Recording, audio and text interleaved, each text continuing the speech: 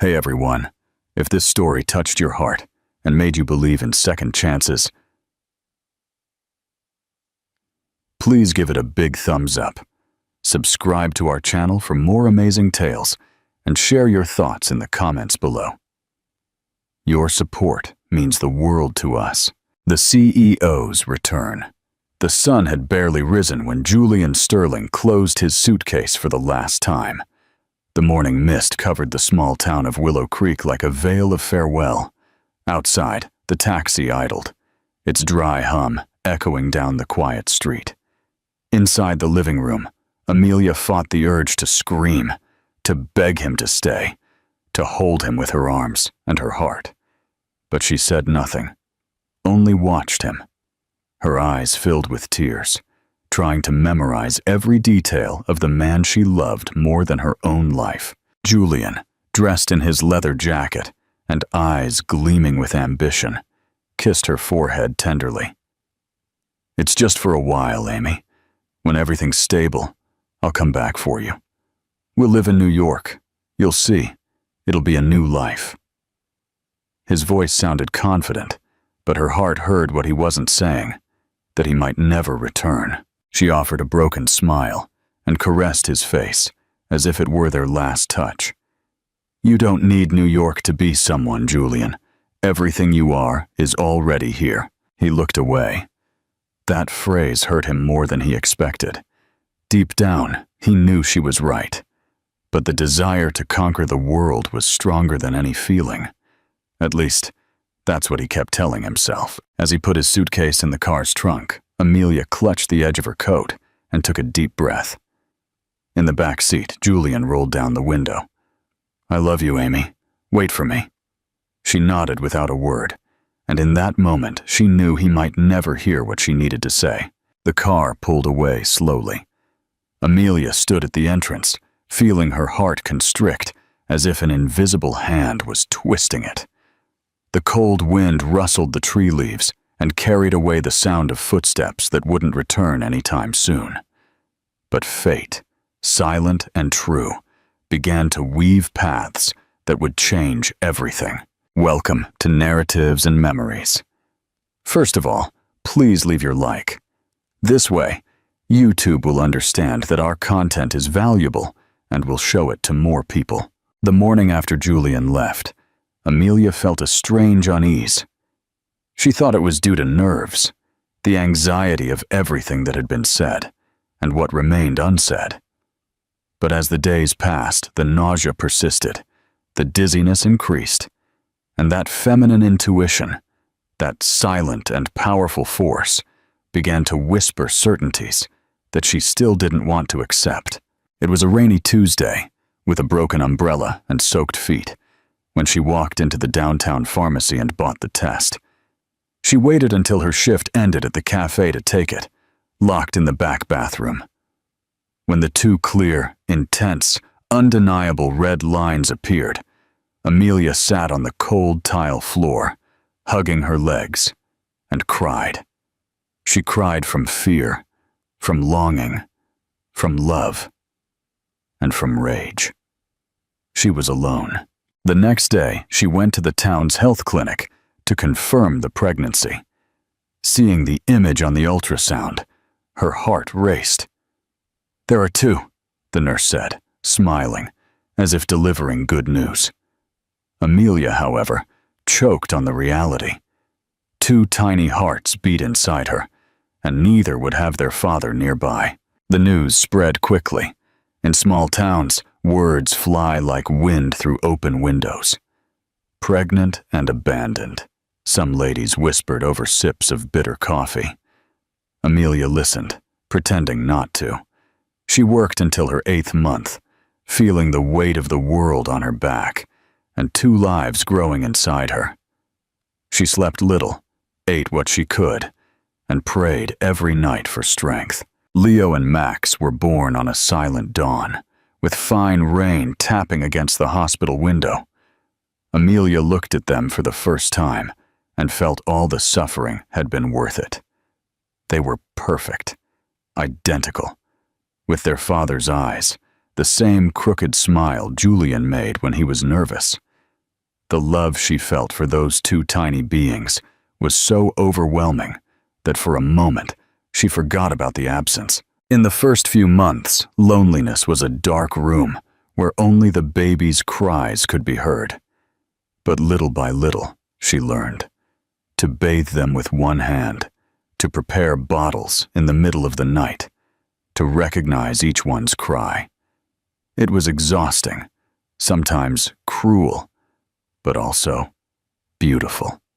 And every smile from Leo and Max reminded her that life hadn't punished her. It had blessed her. She went back to work, carrying the children wrapped in blankets to the cafe. Customers got used to seeing the tired-eyed young woman with two babies in her arms. Some helped, others judged. But Amelia stood tall with dignity. She didn't need pity or empty advice. All she wanted was a chance to keep going. Over time, she rented a simple little house with a porch and a garden. She planted daisies at the entrance and hung photos of the twins on the walls. For each birthday, she made 2 small cakes and sang happy birthday alone. With tears in her eyes and a shy joy in her heart, Amelia didn't talk about Julian.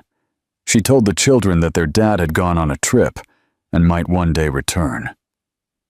She didn't know if she was lying to protect them or herself, but deep down, there was still a crack of hope that she tried, unsuccessfully, to completely close.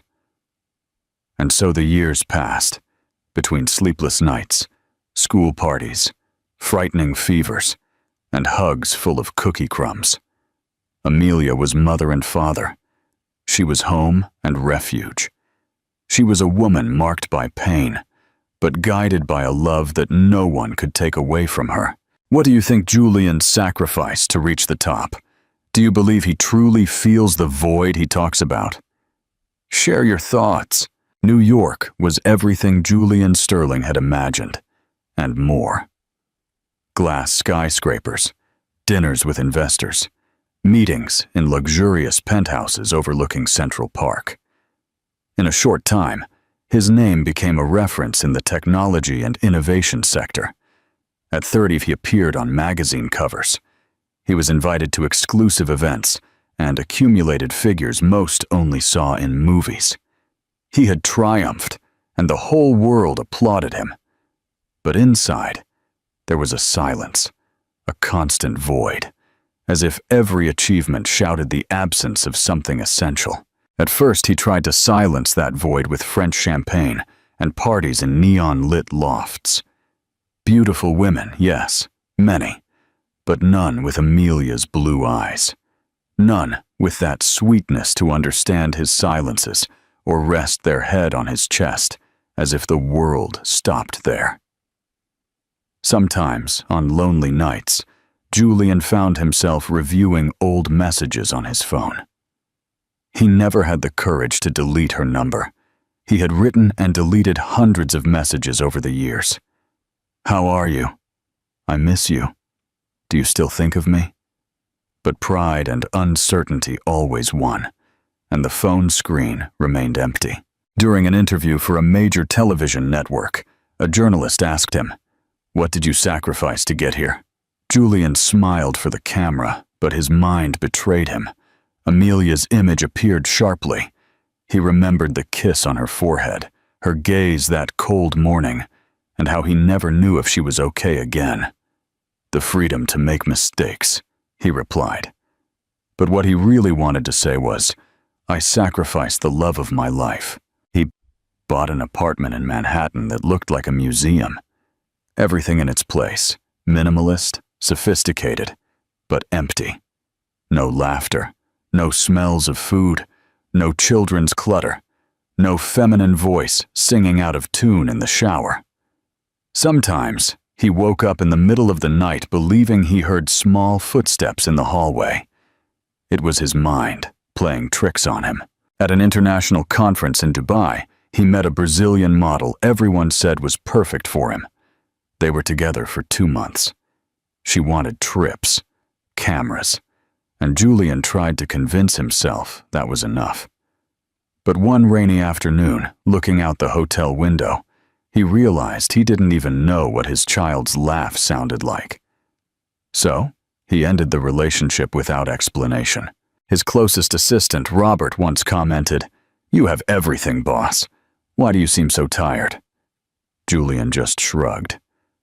How to explain that the tiredness didn't come from work, but from a lack of purpose? He was a king without a kingdom, a father without children, a rich man surrounded by devastating emotional poverty. On a rare free weekend, Julian went alone to the coast. He walked barefoot on the sand, gazing at the sea, and for the first time in a long time he cried. The tears came out silently, almost timidly, as if they had waited years for that moment. He wasn't sure why he was crying, but he felt he had left something behind that he could never recover. And it was that night, watching the stars reflected in the sea, that he decided he needed to go back. He didn't know exactly what he would find, but something inside him screamed that a part of his story remained unwritten, and it was in Willow Creek. What do you think Julian will find when he returns to Willow Creek? Will Amelia forgive him after all these years? Leave your predictions in the comments. The call came on a gray morning when Julian was still in a meeting with Asian executives. It was Robert, his assistant, with an unusually serious voice. "Your grandfather, Mr. Arthur, passed away this morning." Julian fell silent. The news hit him like an anchor in the chest. Mr. Arthur had been more than a grandfather. He was the remaining figure from his childhood, the only one who believed he could be someone without having to lose everything along the way. 2 days later, Julian boarded a private flight to Willow Creek, wearing a black suit and a heavy heart. The jet seemed too small for the whirlwind of thoughts he carried within him. 5 years had passed since he last set foot on that land, and everything in him screamed discomfort, nostalgia mixed with guilt, sweet memories, and memories he preferred to forget. Upon arrival, he was met with curious glances and restrained hugs. The town was still the same: cobblestone streets, the smell of freshly baked bread from the corner bakery, ladies sitting on wicker chairs on the sidewalk commenting on other people's lives. But for Julian, everything seemed distant, as if he were watching a movie about his own life. The wake was simple, as Mr. Arthur would have wanted it. Julian stood silently in front of the coffin. He shed no tears, but his eyes were red. He remembered how his grandfather taught him to fix the old car engine, the afternoons they walked together to the square, and the last conversation they had when Mr. Arthur told him, "Don't lose sight of who you are or who you love." At the time, it seemed like a poetic phrase to Julian. Now it sounded like a prophetic warning. After the Mass, Julian went for a walk alone through the streets. He passed the school where he studied, the soccer field, the old house where he lived with his mother. Everything was the same, and at the same time, it carried a deafening absence. Turning a corner, he saw the cafe where Amelia used to work. The sign was still there, faded, but familiar. His heart skipped a beat. He stopped in front of the window, observing the subtle movement inside. A young woman waited tables, and a lady managed the cash register. But Amelia wasn't there. Disappointment came with disguised relief. Perhaps he wasn't ready to see her face to face yet. Or maybe deep down, he still hoped to run into her by chance, like in the movies. As he walked through the central square, something caught his attention. Children's laughter. He turned and saw 2 children running around a fountain. They were identical. Fair skin, wavy blonde hair, mischievous smiles. Julian froze. He felt the air escape his lungs, as if he had been punched in the chest. It was like seeing his own childhood in duplicate. He approached slowly, like someone who doesn't want to startle a dream. The children were playing with plastic cars, completely oblivious to the world. One of them let out a burst of laughter, and it was in that instant that Julian felt a chill.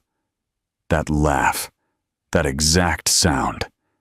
It was the same one he heard on the old cassette tapes his mother recorded when he was little. Before he could say or do anything, a voice called the children from across the square. "Leo! Max! Let's go!" They ran towards the voice, and then he saw her, Amelia, with slightly shorter hair, but with the same sweet, firm gaze. She was carrying a shopping bag and a child's coat in each arm. She didn't see him, but he couldn't take his eyes off her. Standing there between the past and the present, Julian felt something inside him begin to crumble. The empire he had built no longer seemed so grand, because in front of those two children and that woman, he sensed the greatest truth of his life. Perhaps he had already been a father for a long time and simply hadn't known it. Julian stood motionless, as if his feet had rooted to the stone ground of the square. The sound of cars, the singing of birds, the conversations of people around him, everything faded into the background. Everything, except those two small figures running around the fountain. Their laughter, so free and carefree, cut through the air like living, familiar music. Every expression, every gesture of the children was a mirror of the past. They were, without a doubt, his copy. Julian's heart pounded in his chest, not from the emotion of seeing them, but from the terror of understanding what that meant. "It can't be," he murmured to himself, swallowing hard, "but it could be." Deep down, he knew it from the first instant. No coincidence in the world explained those faces, those features identical to his own childhood. Julian's eyes followed the children as they approached a bench, laughing at something one of them said. They had the same way of tilting their heads when thinking, the same dimple on their left cheek, the same curious sparkle in their eyes. It was like being in front of living portraits of himself, but with the lightness he had lost long ago. His body moved by instinct, almost wanting to confirm with his hands what his eyes already knew. He took 2 steps, but stopped. What right did he have to approach? Fear, guilt, and disbelief tangled like a knot in his chest. They didn't know who he was, and maybe they were better off that way. But then one of them, the one in the green shirt, looked him straight in the eye. An intense gaze, without distrust, just curiosity. Julian felt the air escape his lungs. For a moment, it was as if that small, childlike gaze pierced through decades of distance and said, "I know you." But the moment passed, and the child turned to his brother, resuming their game. When Amelia reappeared to call them, Julian partially hid behind a tree. His heart raced. Seeing her after so many years was like a blow and a relief at the same time. She looked more mature, stronger, and more tired.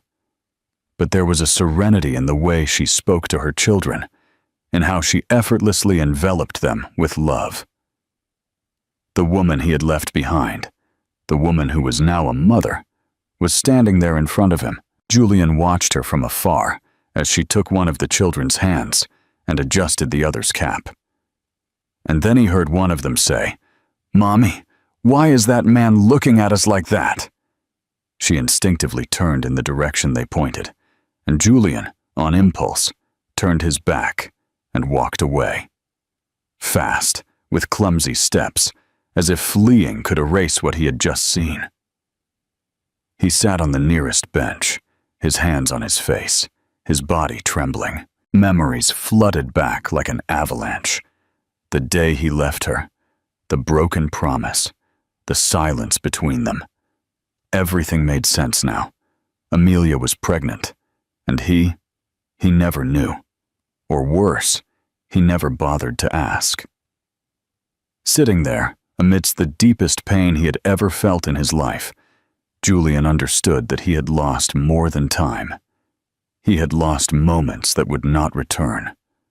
The first steps, the first words, the midnight fevers, the spontaneous laughter, the bedtime stories. And now, all he had left was the crushing weight of regret. But there was something burning inside him, with the same intensity as the guilt. A visceral need to know them, to be part of their lives, even if it was late. Because even if he had lost the right to be a father, perhaps he was still in time to be a presence. Do you think Julian will find a way to connect with his children and Amelia? What do you believe he needs to do to earn their trust? Share your thoughts below. That night, Julian couldn't sleep. The image of the children, his children, running through the square, replayed in his mind like a movie he couldn't pause. The sound of their laughter, Amelia's sweet voice, the innocent gaze one of them cast him, all of it swirled inside him. He felt like an intruder in his own story, an outsider looking at the life he could have had. Driven by an uncontrollable restlessness, he hired a local investigator. He asked him to be discreet, to find out where Amelia lived, what she did, and above all, if there was another man in her life. He didn't know if he truly wanted to know, but he needed to. The report arrived 2 days later, and what he read disarmed him. Amelia lived in a simple neighborhood, in a small house with a porch covered in plants and toys scattered in the yard. She worked part-time at the town cafe and baked desserts on order. There was no record of a partner or frequent male visitors. 5 years alone, raising 2 children. His children, without ever having asked for anything, without ever having looked for him. Julian read that information with a knot in his throat. The attached photo of Amelia sitting on the porch with a child on each side, the 3 of them smiling as they shared a slice of cake, hit him with brutal force. It was a portrait of genuine love, of hard-won happiness, and of his absence screaming in every corner of the scene. Still heartbroken, Julian decided not to seek her out immediately. Not yet. He couldn't just show up saying, "I'm your father." That family, even without him, was a living, functional organism. He was the stranger, the one who left, the one who didn't call, the one who remained silent for 5 years. So he began to observe them. He went to the square on Saturday mornings, when the children rode their bicycles. He bought sweets at the same market where Amelia did her shopping. He was careful not to be seen, but every small detail connected him even more to that reality that could and should have been his from the beginning. He discovered that Leo was the most talkative, full of questions, with curious eyes. Max, quieter, seemed to carry an entire universe within his silence. Both were incredibly smart, charismatic, with a keen sense of humor.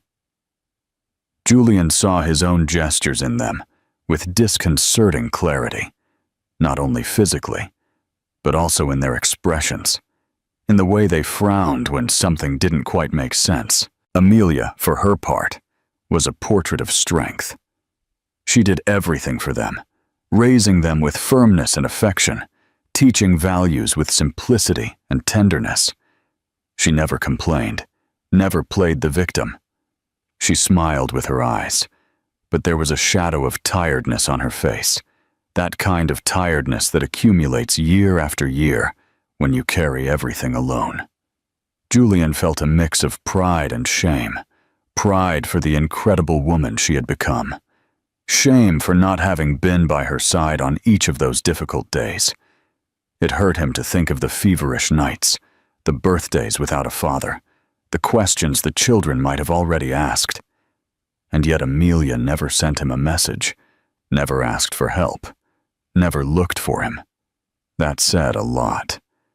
It was as if she had chosen silence to protect her children, and perhaps herself. And now Julian wondered, after so much time, would he still be welcome?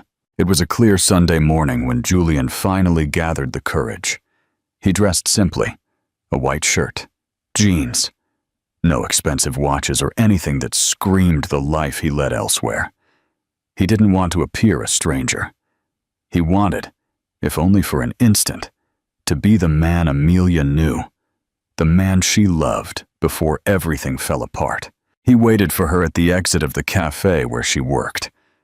When she walked through the door carrying a box of pastries, the world seemed to stop, just as it had in the square.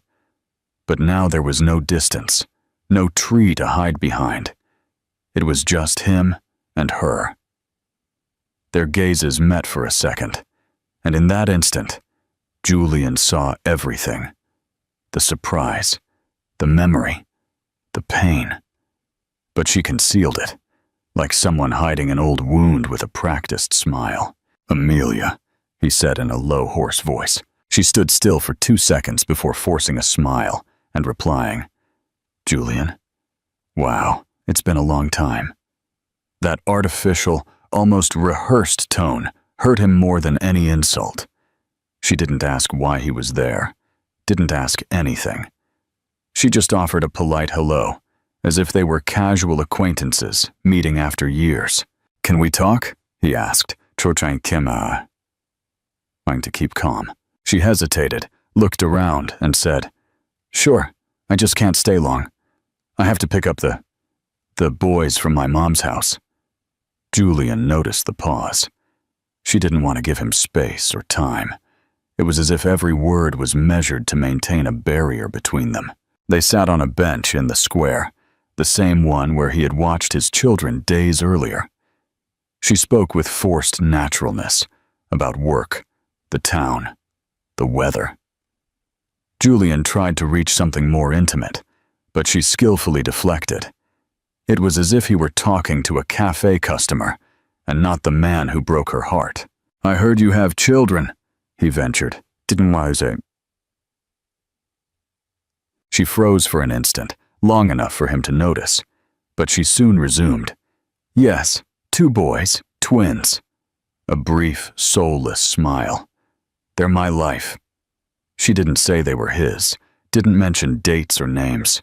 It was a half-truth, and perhaps that was what hurt the most, knowing she was hiding the most important thing. "And their father?" he asked directly, without beating around the bush.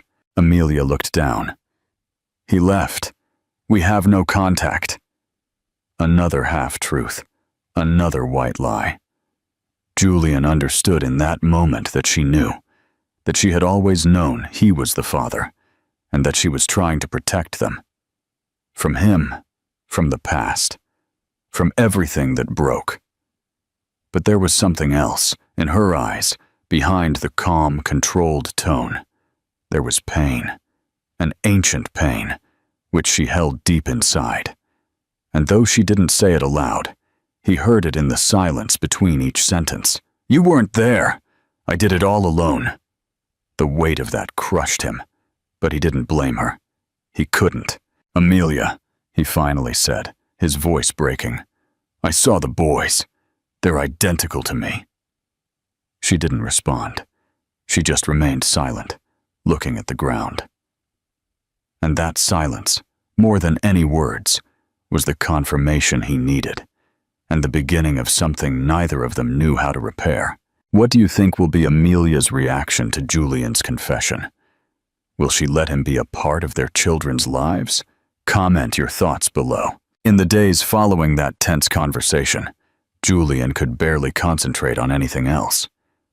The image of the children, Leo and Max, as he discovered by hearing Amelia call them in the square, filled his thoughts with overwhelming force.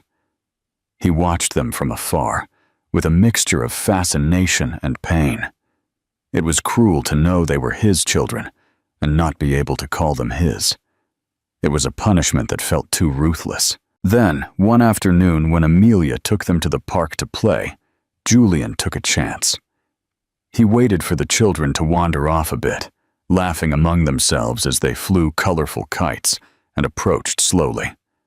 With his heart in his throat and his voice trembling, he knelt beside them and said, "Hey, those kites are flying higher than the clouds. Can I help?" The children looked at him, first with distrust, but soon with curiosity. "Do you know how to fly a kite?" Leo asked, his eyes gleaming mischievously. Julian smiled. "Not only do I know how to fly it, I know how to make it reach the moon." It was enough. In minutes, they were laughing together, running across the open field, while Amelia watched them from afar, an inscrutable expression on her face. "What's your name?" Max asked, quieter, but visibly intrigued by this new friend. Julian hesitated for a second, but replied, "Alex. My name is Alex." It was a half-truth that hurt, but seemed necessary at the moment. He didn't want to scare them, didn't want to turn their world upside down without preparation. The following days became small rituals. Julian appeared at the park, at the bakery, or in front of the school, always casually. He brought balloons, toy cars, sometimes books. Little by little, the children began to look for him, with their eyes, every time they went out. "Do you think Alex will come today, Mommy?" they asked enthusiastically. Amelia, despite her apprehension, didn't stop them. Perhaps because deep down, she also felt that Julian deserved a chance, even if in silence. Julian was fascinated by every detail. Max was observant. He loved to draw and had a notebook full of colorful monsters and invented superheroes. Leo, on the other hand, was talkative, full of absurd theories about the world, and laughed at his own jokes. Together, they were a storm of life, and he felt more and more a part of it, even with a borrowed identity. One afternoon, while building a makeshift sandcastle, Leo said, "You look like my dad." Julian froze. "Oh, really?" He tried to respond, his voice as light as possible. The boy nodded. "Mommy showed us a picture of him once, but he left. If he had been as cool as you, I think he would have stayed." Max looked at his brother, serious. "But maybe one day he'll come back." Julian felt the world spinning. The sincerity of those little ones disarmed him. They talked about the absent father as if he were a fairy tale character, something distant, but still occupying a place in their hearts. And he, listening to that, felt like an imposter. But also perhaps, just perhaps, he was beginning to recover lost time. At the end of that day, when Amelia came to pick them up, Julian approached and asked with a humble gaze, "Can I keep seeing them like this, as a friend?" He looked at her eyes for a long moment. She didn't respond with words. She just nodded, her eyes filled with tears, and turned to walk with her children. It was the first step of a bridge made of broken pieces, hope, and unlived memories. Little by little, the stranger named Alex began to become part of the twins' routine. It was as if he had always been there, between a laugh in the square, a push on the swing, and ice cream shared at sunset. Julian adapted to the role of a friend, with a naturalness that surprised even himself. And to his even greater surprise, Amelia began to allow him to approach more freely. One day, she invited him to dinner. It was an ordinary Friday. Amelia's house was modest, but cozy. Julian noticed the details she had lovingly chosen: flowered curtains, handmade, drawings by the children themselves, the aroma of homemade food filling the air. The dinner was rice, stewed chicken, and mashed potatoes. Nothing gourmet, nothing like what he was used to in New York, but it was the tastiest food he had tasted in years. The children talked non-stop, taking turns telling stories about school, about friends, about the games they invented. Julian listened to them with a father's attention, though they didn't know it, and with a smile that escaped him effortlessly. Max showed a new drawing. "It's you, Alex, and us. We're flying in a giant balloon." Julian felt his eyes fill with tears. "That's incredible," he said, trying not to choke on his emotions. Amelia, sitting at the table with her hair pulled back in a loose bun, watched everything in silence. Her eyes went from her children to Julian, as if trying to understand if the man sitting there was the same one who had left her years ago. There was something new in him, something calmer, more present. But she still carried the wounds and the memories of nights spent crying in silence so as not to wake the babies. "Do you like living in the big city?" she asked suddenly, breaking the magical moment. Julian took a deep breath. I like it, but lately I feel like something is missing. She nodded without saying more. They didn't need to name what they both knew. The absence, the past, the life that almost was. After dinner, the children insisted that Julian stay a little longer. They wanted him to watch a superhero movie with us, Alex. He accepted, sitting between the two on the sofa. It was a small, cramped space, but he felt more comfortable there than in any luxury penthouse. Leo rested his head on his shoulder. Max took his hand without realizing it. And Julian felt something inside him settle, as if that was where he was always supposed to be. When the children fell asleep, Amelia took them to their room. Julian remained in the living room, looking around. Every corner of the house told a story. The faded curtain, the stacked toys, the drawings taped to the kitchen wall. It was a simple life, yes, but it was real, and it was permeated with love.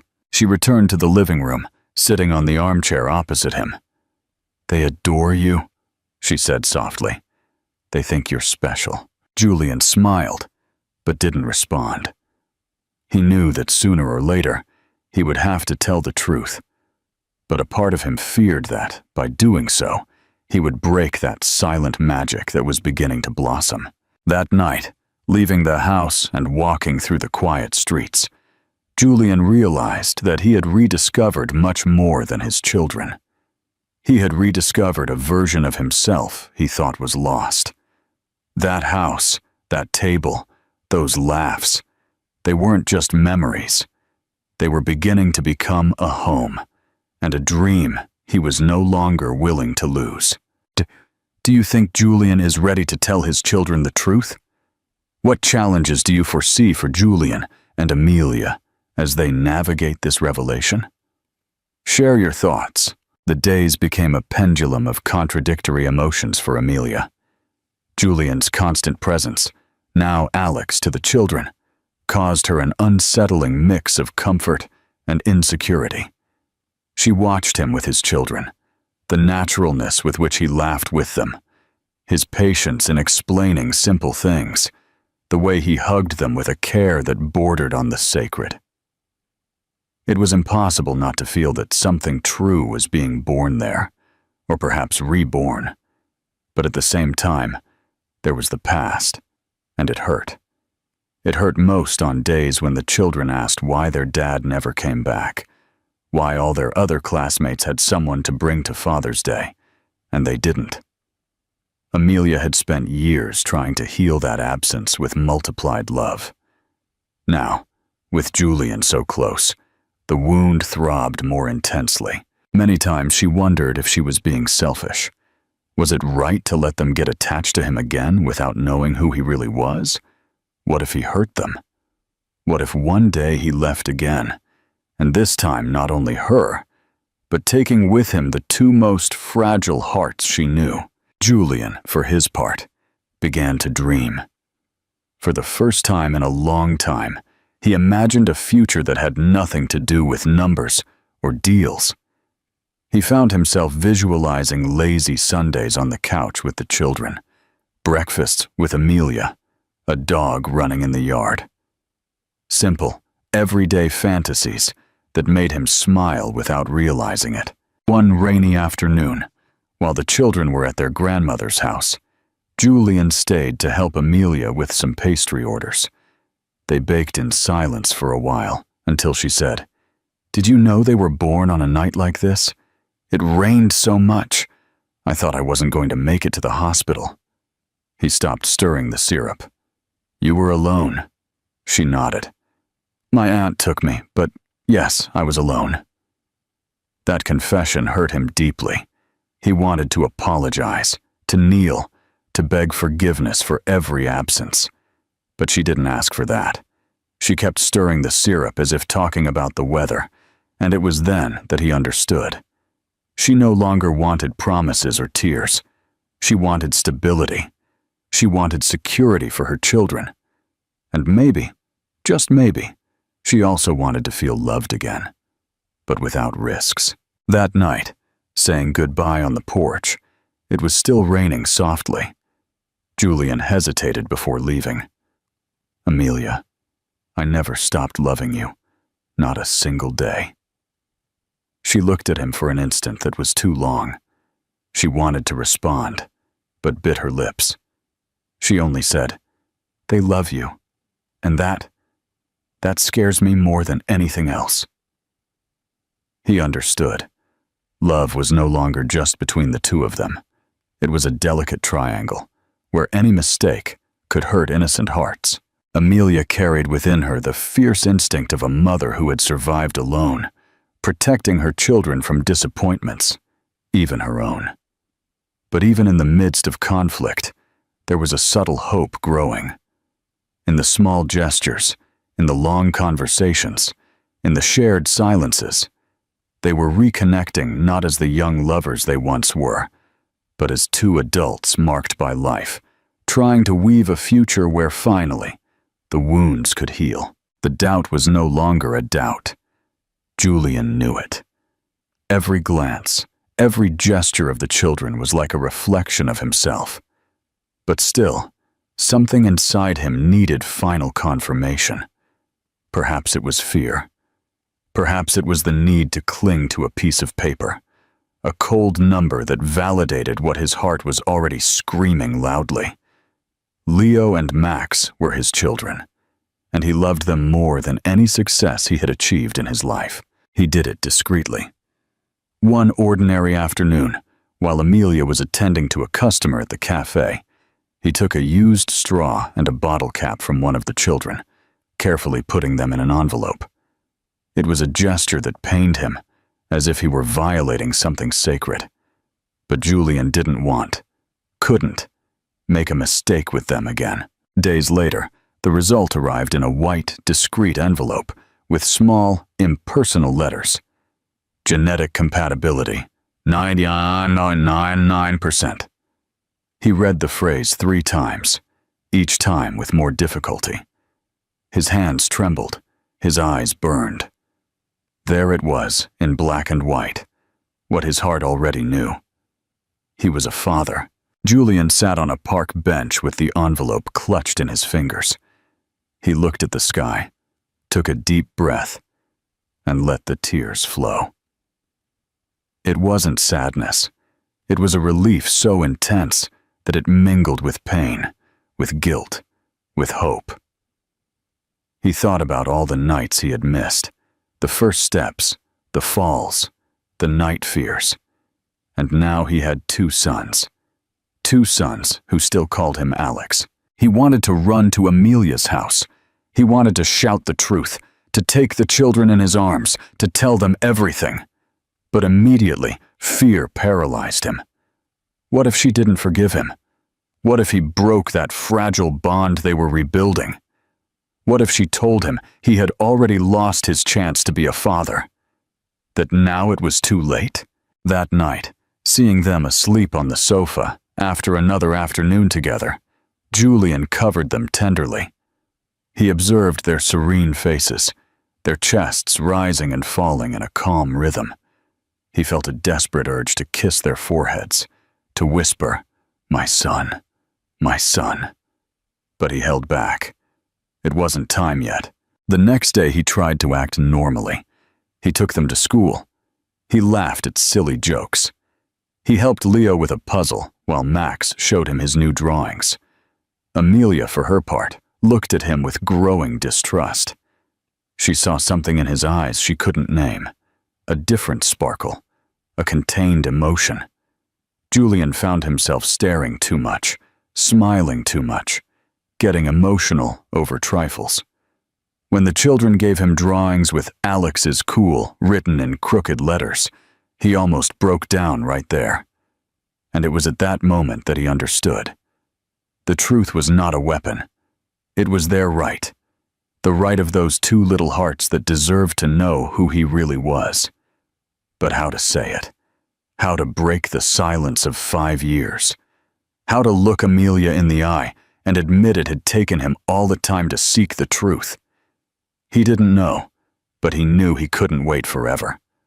Because time, the same time that took her away once, was now his worst enemy. What do you think Julian will do with the DNA results? How will he finally reveal the truth to Amelia and the boys? Share your strategies in the comments. The night was warm, suffocating. Julian walked through the silent streets of Willow Creek, trying to find air amidst the whirlwind of feelings consuming him. In his hand, the envelope with the DNA test was already crumpled. In his pocket, an old photo of him and Amelia in front of the town square fountain, taken on an ordinary day, a day before everything changed. He had always carried it with him, hidden among papers he never had the courage to throw away. That night when he left, it came back to him with painful clarity. He remembered the sound of the suitcase closing, Amelia's soft perfume, the heavy silence between them. He remembered how he avoided looking at her when she, with tears in her eyes, told him, "It's not too late to stay." And he, believing he was doing the right thing, only kissed her forehead and promised to return. An empty promise, a cowardly gesture. Now, looking back, he saw the truth clearly. He had been selfish, arrogant. He thought love would wait forever, that people wouldn't change while he conquered the world. He didn't think about the pain he left behind. He didn't imagine that Amelia was carrying 2 lives inside her. He left her alone, pregnant, helpless. He also remembered his first night in New York, alone in a 5-star hotel room, toasting with strangers to a new contract. But inside, he felt an inexplicable emptiness. He thought it was fleeting nostalgia, believed he was on the right path. But now he understood that, at that very moment, Amelia might have been scared. She was in labor, calling out for someone who never came. Julian sat on the park bench where she had hugged him for the last time. He ran his hand through his hair, his face hidden in his hands. The shame was almost unbearable. He had become a man admired by many. But what about her? What about his children? What kind of man abandons the woman he loves at the most fragile moment of her life? It was hard to accept that the pain she carried bore his signature, and the cruelest part of all was realizing that she never hated him. She never sought revenge. She just kept going. She fought. She raised her children with dignity, hiding the burden of an absent father. And even so, she allowed him to approach. She trusted him once more. Mr. Arthur's words, his grandfather's, echoed in his mind. Don't lose sight of who you are or who you love. Julian now knew he had lost himself, in ambition, in forgiveness, in pride, in fear. And most of all, he had lost her. Guilt weighed heavily, but there was a spark of hope, because now he wasn't running away. He was there, back, facing the ghosts he himself created, but ready to face them. He knew he couldn't erase the past, but perhaps he could rewrite the future. And that new story had to begin with a gesture, a plea for forgiveness, not with words, but with actions, with deeds that would say more than any promise. For her, for Leo, for Max, and for the Julian she once loved, who was now finally beginning to be reborn. The night fell, heavy with humid, suffocating heat. The sky was dark, as if the world was about to collapse. Amelia, accustomed to the signs from her children's bodies, realized something was wrong as soon as she touched Max's forehead. He was hot, too hot. He trembled, huddled on the sofa with his eyes half closed and his face pale. Leo, frightened, squeezed her hand in silence. Without thinking twice, Amelia grabbed the thermometer. 4 degrees. Her heart skipped a beat. She tried to bring down the fever with wet cloths, with syrup, but nothing seemed to work. Max murmured nonsensical things, his gaze lost. Leo began to cry, and she did too. The situation reminded her of other nights, when she was alone with the two crying babies, fighting against fear and exhaustion. But now she was no longer alone. Without pride, without hesitation, Amelia called Julian. "Alex, please, come, it's Max." Her voice trembled. On the other end of the line, Julian didn't ask anything. He just replied, "I'm coming." He arrived in less than 15 minutes, his face pale, breathless. He found Amelia on her knees on the living room floor, Max in her arms, and Leo clinging to her leg. The sight broke his soul. Without saying a word, he knelt beside her and took Max in his arms. "Hey, champ, Alex is here," he said, trying to keep his voice steady, though his hands trembled. They took Max to the hospital. Julian drove like a madman, and Amelia held the child in the back seat, whispering promises and prayers. Leo stayed with the neighbor. In the emergency room, doctors performed tests, administered antipyretics, and began hydration. The fever slowly began to drop. It was a long night of waiting, of anguish, of silences filled with unsaid words. When Max finally fell asleep peacefully, connected to an IV, Julian left the room and went to the hallway, where Amelia was sitting, exhausted. Her eyes were red and her hands clasped as if still praying. He sat beside her. For several minutes, they said nothing.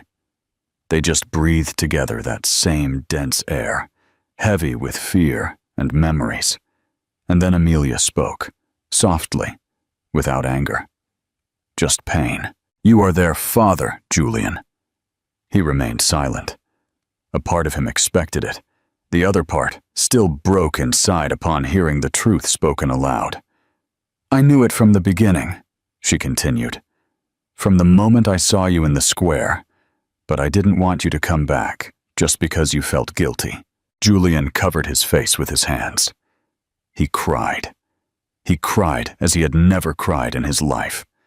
For everything he lost, for everything she lived through, for all the nights he wasn't there. "I failed them. I should have come back. I should have looked for them. I promised you I would return." His voice was barely a broken thread. Amelia looked at him. "You didn't come back, but now you're here, and I don't know what to do with that." It wasn't a reproach. It was a release.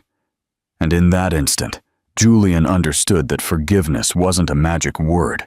It was a path, one he would have to walk, step by step, with humility, with truth, and with all the love that now overflowed from his chest. That morning, while Max slept under the care of the medical team, Julian and Amelia, sitting side by side, took the first real step towards the truth. And for the first time, she didn't call him Alex. She whispered, "Thank you for being here, Julian." Do you think Max will accept Julian as his father? How will their family dynamic change after this truth is revealed? Share your thoughts below. The revelation from Amelia hung in the air like a suspended truth, about to fall on everyone. After Max was discharged and returned home, the following days were strange. Julian was still present, but something had changed. He knew it. Amelia knew it. Only the children continued to live in the limbo of innocence, and Julian felt that was unfair. They had a right to know, to understand who he really was. It was Amelia who made the decision. They were sitting at the table on an ordinary afternoon when she called Leo and Max with an unusual seriousness. The children, always attentive to their mother's tone, sat with restless, wide eyes. Julian was by her side, his hands cold, his heart beating so hard it seemed to pound in the room. "Children," Amelia began, her voice soft but firm, "you know that Alex has been very special to our family. He has taken care of you, played with you, loved you." She looked at Julian, who nodded, his face composed. But there's something you need to know. Something very important." The twins looked at each other, confused. It was Max who asked, "Is he leaving?" The question broke Julian's heart. "No, my love," Amelia replied with a fragile smile. "Actually, Alex has another name, and he's more than a friend. He is your father." The silence was deafening. Both boys remained still, processing the words. Leo was the first to react. His eyes widened, and a smile began to form. "You're my dad?" he asked, with a mixture of surprise and joy. Julian felt tears escape his eyes. "Yes, Leo, I am." Leo jumped into his arms with a force that almost made him lose his balance. The boy hugged him tightly, his face buried in his chest. "I knew it. I knew you were different. I always felt it." Julian held him close, as if he never wanted to let go. It was as if, in that embrace, a lifetime of absence began to heal. But Max remained silent. He looked at the two of them, his eyes filled with tears, but he wasn't smiling. "You lied to us?" he asked in a low voice, without looking at Julian. The father tried to approach. "Son, I didn't want to. I was scared. I didn't want to frighten you." But Max backed away. "You weren't there when we were born, not when I got sick. And now you want to be a dad just because it's easy?" Those words cut Julian more than anything else. It was true. Max's pain wasn't pure anger. It was fear, disappointment, confusion. Amelia tried to intervene, but Julian raised his hand in a calm gesture. "He's right," he said, his eyes filled with tears. "I wasn't there and I can't erase that, but I want to be here now, every day, if you let me." Max ran out of the room, his eyes wet. Amelia went after him, leaving Julian with Leo still in his arms. The happiness of one clashed with the pain of the other, and the father at the center of it all felt divided, torn between two hearts he wished to protect. That night, Julian understood that being a father went beyond blood, beyond biology, beyond easy hugs. Being a father would mean winning Max over patiently, day after day. Being a father would mean proving with actions that this promise would not be broken now. And he was willing to do anything to rebuild the love that, though wounded, still beat within that family. What do you think Julian will do to win Max's trust? How will their family face the challenges of healing and rebuilding? Share your thoughts below. 2 days after the revelation to the children, Julian received an unexpected call. It was Samuel Whitaker, his partner and right-hand man at the company they had built together. The man's voice, always energetic, now sounded urgent. "We have a multi-million-dollar deal in our hands, Julian. An Asian conglomerate wants to buy part of our technology, but they want you in New York in 48 hours for the signing. Otherwise, the deal falls through." The world seemed to wobble for an instant. Julian was sitting on the porch of Amelia's house, with a glass of warm coffee in his hands, and Leo playing with a toy car at his feet. It was a simple scene, but filled with peace. And now that peace was being threatened by a past that insisted on pulling him back. He hung up the phone without giving an answer. His mind was spinning in circles. The proposal was tempting. Astronomical figures, global prestige, international expansion. It was the kind of deal that changes the game, that elevates any executive to the pantheon of economic immortals. But for the first time, he wasn't sure if that still mattered to him. That night, he walked alone to the lake, the same place where, as a young man, he had promised himself he would never be just another face in the crowd. Now he found himself wishing for exactly that, a common life, with simple dinners, lazy Sundays, and hugs before bedtime. He looked at his reflection in the water and wondered who that man was. The ambitious Julian who had conquered everything, or the new father who was just beginning to understand what true love was. When he told Amelia about the proposal, she remained silent.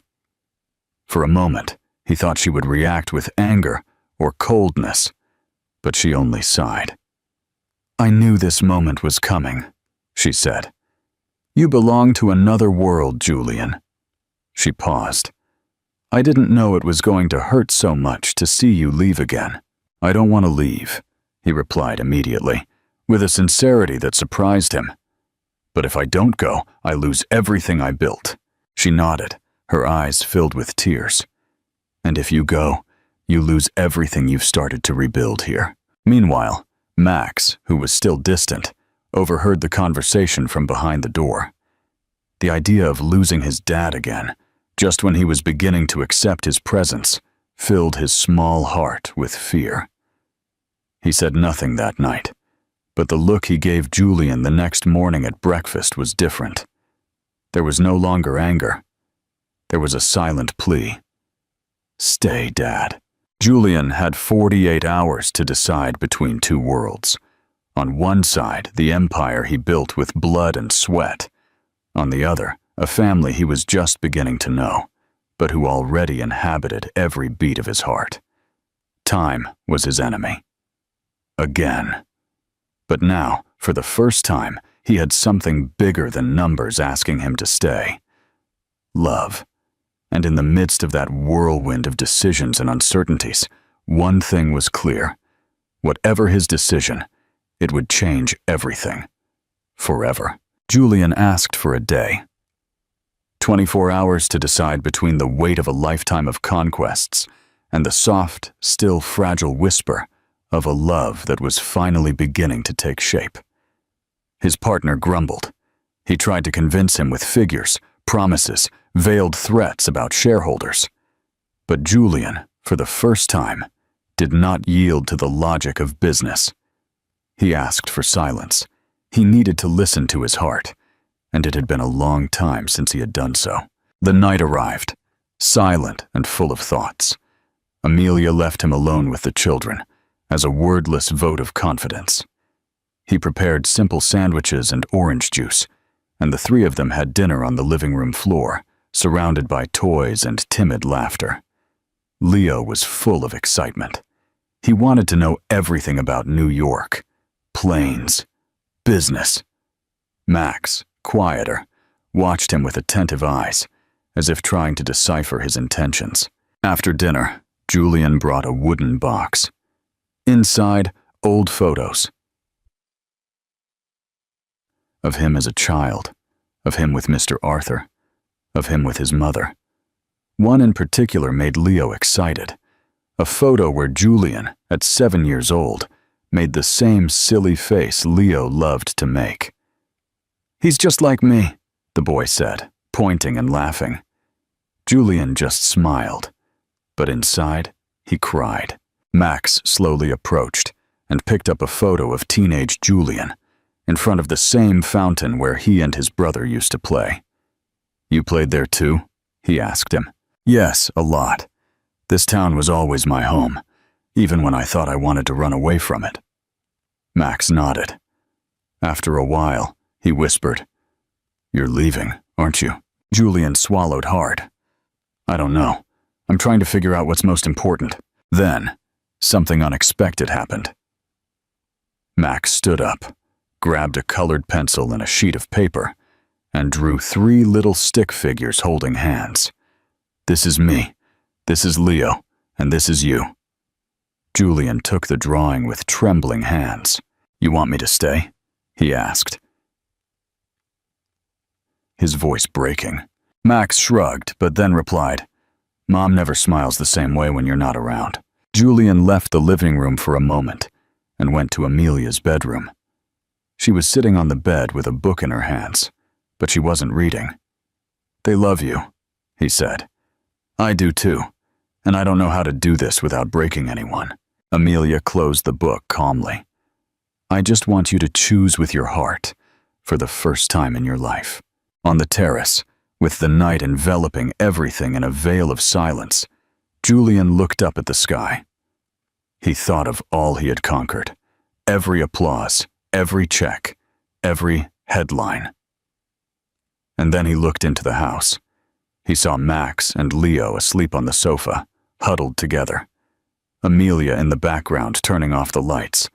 And he thought, what is an empire if there's no one to share it with? That night, lying on the makeshift mattress in the living room, Julian didn't sleep. He lay there, watching his sons breathe, listening to the wind tapping against the windows, feeling time slip through his fingers. It was the last breath of an old life, and perhaps, if he had the courage, the first step towards a new one. The clock read 9:47 a.m. When Samuel, Julian's partner, looked for the last time towards the boarding gate. The flight to New York departed in 13 minutes, and Julian still hadn't appeared. The security guards, the driver, and even the representative of the Asian conglomerate exchanged impatient glances. "He's not coming," Samuel finally said, throwing his phone onto the lounge chair. The idiot chose love. Across the city, far from the cold bustle of the airport, Julian walked through the municipal market of Willow Creek with a bag of bread and fresh fruit. He wore simple jeans, a white t-shirt, and worn sneakers. And he smiled as he hadn't smiled in years. He had made his decision, for the first time. Not out of pride, not out of ambition, but out of love. A love that now had a name, a face, and children's laughter. Upon arriving at Amelia's house, he found the children playing in the yard. "Didn't you go on a trip?" Leo asked, confused. Julian knelt down and looked him in the eyes. "No, and I'm not leaving." Max stopped playing and approached. "Why?" Julian looked at both of them with firmness and tenderness. "Because my place is here, with you." Amelia came out the door, surprised to see him so early. "Did you miss your flight?" Julian walked towards her, stopped in front of her, and took her hands. "I didn't miss it. I chose not to get on. I chose to stay. Not out of guilt, not out of fear, but because there's no other place in the world where I want to be. And if that means starting from scratch, selling everything, learning to live differently, I'll do it for you." She didn't answer immediately, her eyes filled with tears. "Are you sure?" He nodded. "For the first time in my life, yes." Amelia hugged him. A strong, deep hug, with the weight of 5 years of silence and longing. It was like closing a chapter, or perhaps opening a new one. In the following days, Julian began to dismantle his old life. He asked Samuel to take over the company. He sold shares. He delegated tasks. He said he wasn't abandoning what he built, but now he was building something bigger. A home, he explained. A real one. The press tried to understand. Blogs speculated, but he didn't give public explanations. He didn't need to. Little by little, he reintegrated himself into the town. He opened a small business with Amelia, an artisanal bakery where Leo and Max sold cookies on weekends. He learned to wake up early, to take the children to school, to burn the rice occasionally. He laughed at the mess. He cleaned up mistakes. He cried with emotion when the children called him Dad aloud, with no more secrets. There were difficult days. Of course, he knew that. The transition wasn't perfect. Sometimes Julian felt the weight of what he had left behind.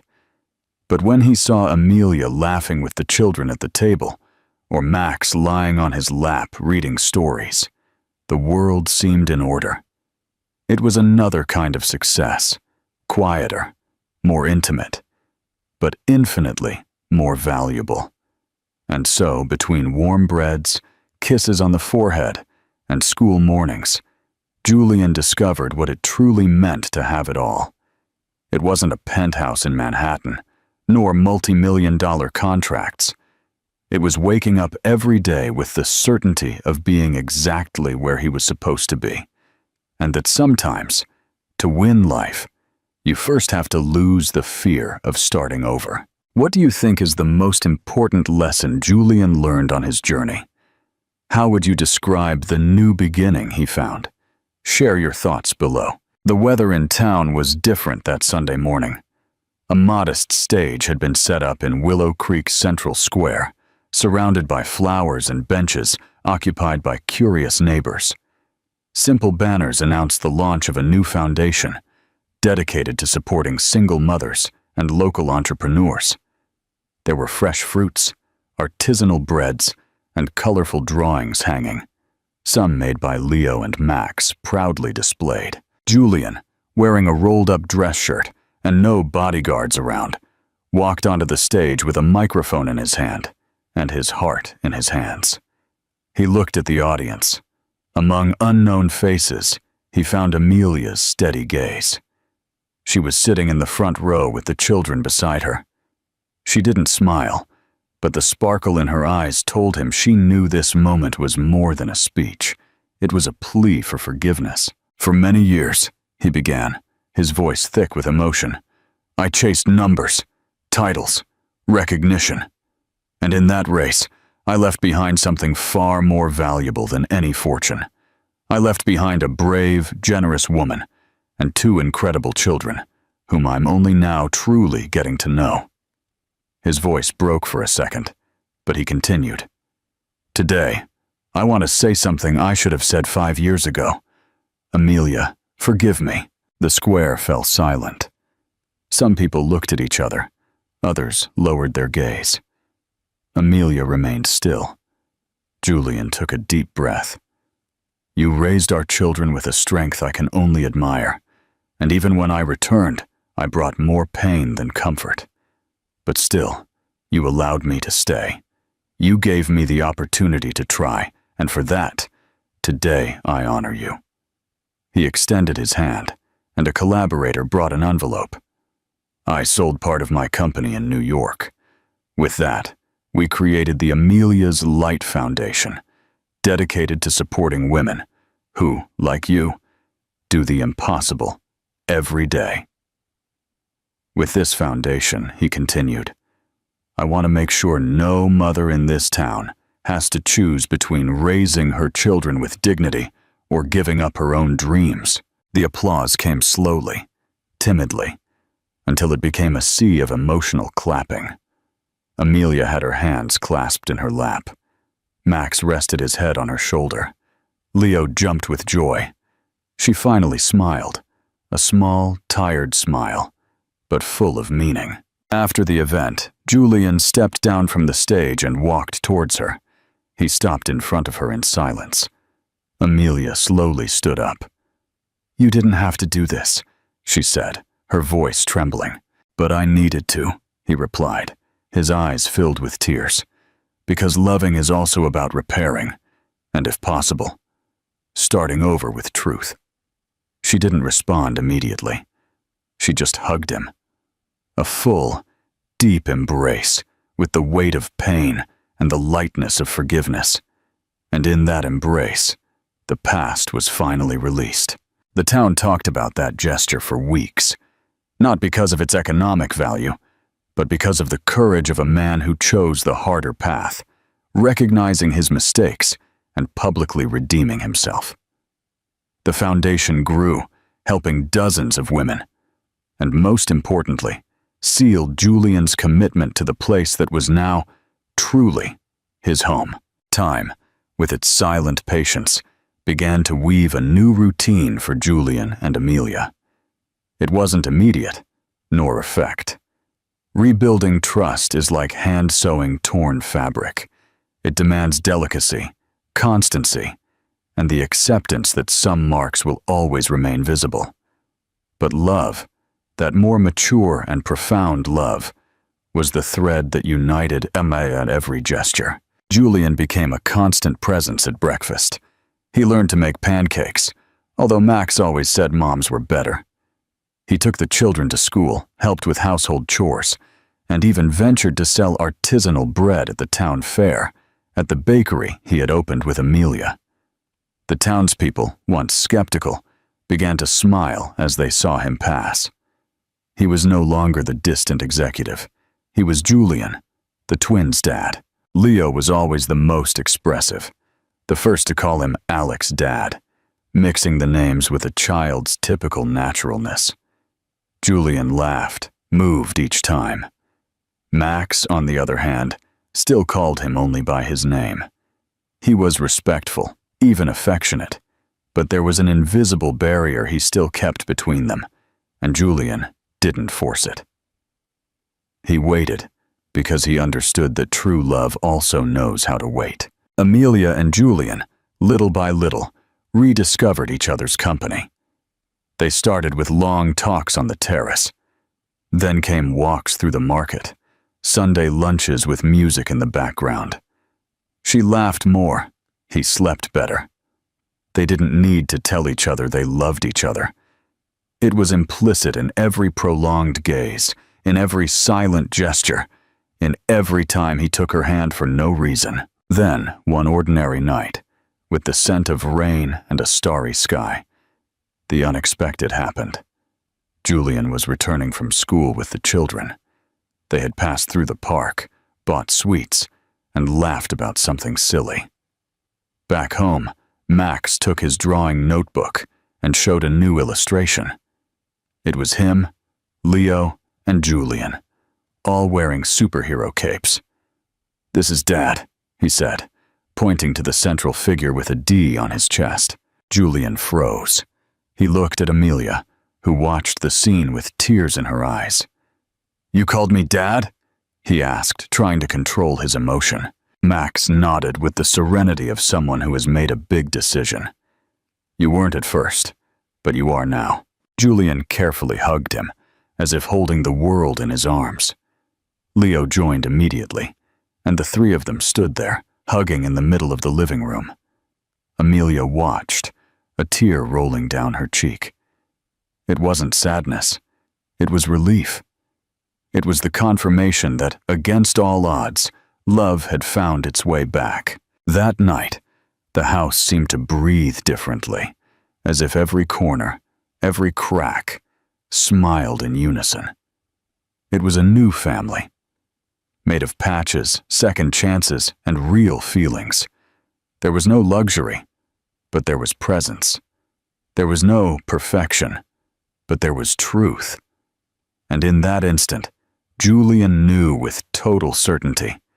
He was not just a father, he was home. The sky over Willow Creek dawned clear, with a gentle breeze that caressed the freshly opened flowers in the central square garden. It was the first day of spring, as if even nature had decided to celebrate a new beginning. The benches were adorned with white ribbons and bouquets of daisies, while an arch of pink and lilac flowers surrounded the makeshift altar. And there, under that cloudless blue sky, Amelia and Julian were about to seal before everyone what time had failed to erase: love. The guests settled into an emotional silence.